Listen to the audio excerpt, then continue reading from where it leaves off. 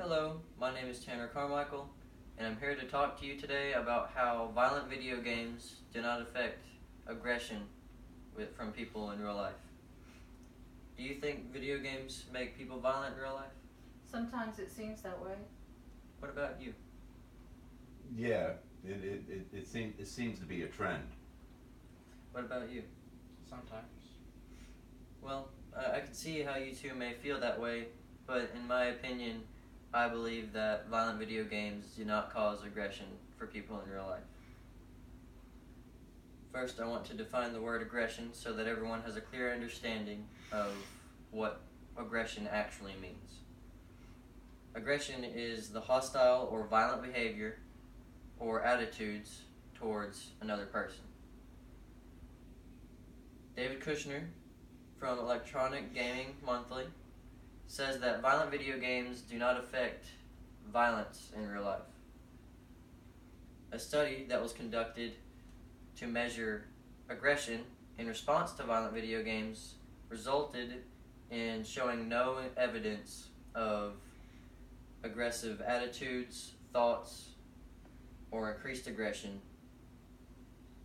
So none of that is related to aggression.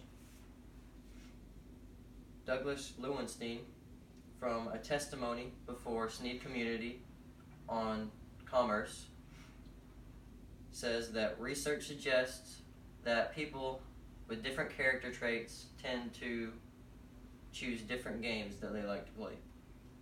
Some people like action-based games, some people like strategy games, and some people like puzzle games. There are all kinds of different games out there.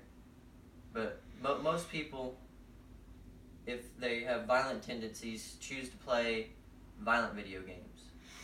That doesn't mean that they're all necessarily violent people, or that they all think that way, but people with violent tendencies tend to choose those games out of all of them because that's what they can relate to. Video games may stress the player, or they may make things frustrating whenever you play them, but that's because of the conflict. And without conflict, video games wouldn't be very interesting, and they would lose most of what makes them fun. In violent video games, at least.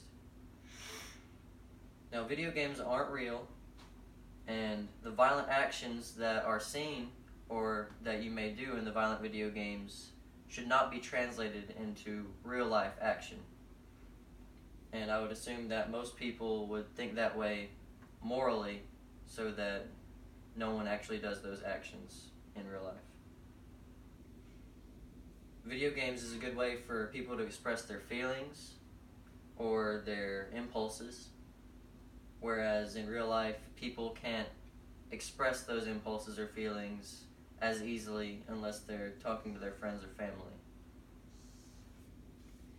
Henry Jenkins says in his opposing viewpoints and context that according to the 2001 Surgeon General, that the strongest risk factors for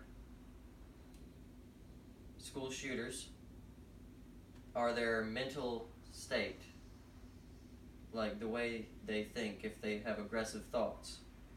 And that could run in the family if it was a mental illness. And the quality of their home life, if they've had a bad home life growing up, that could also affect their violent thoughts or tendencies. But none of those are affected by violent video games. Eric Kane says in his Truth About Video Games and Gun Violence that a study published by Albert Einstein School of Medicine concluded that violent video games had a calm effect to the person playing them. It helps you relax. It is supposed to be fun. It's supposed to be enjoyable, not increase aggression or make you violent. It helps you blow off steam and relieve stress.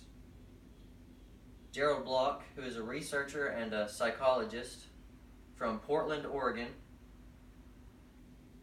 was being a psychologist for these two school shooters. Their names are Eric Harris and Dylan Klebold, and he found out that they had executed their school shooting because their parents had taken their violent video games away from them.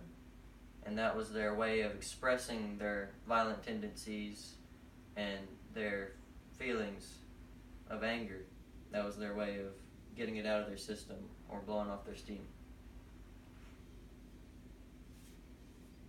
Benjamin Radford says in his reality check on video game violence and gun violence, on October 17th, 2005, the FBI released numbers for the crime rates. And the crime rates had been decreasing for over 20 years, and none of them were related to video game violence. After my research, and in my opinion, as a video gamer who plays violent video games, that it doesn't depend on the video games for those violent factors. It's how those people have experienced things and their home life, like I said. And violent video games do not promote aggressive behavior. Thank you for your time.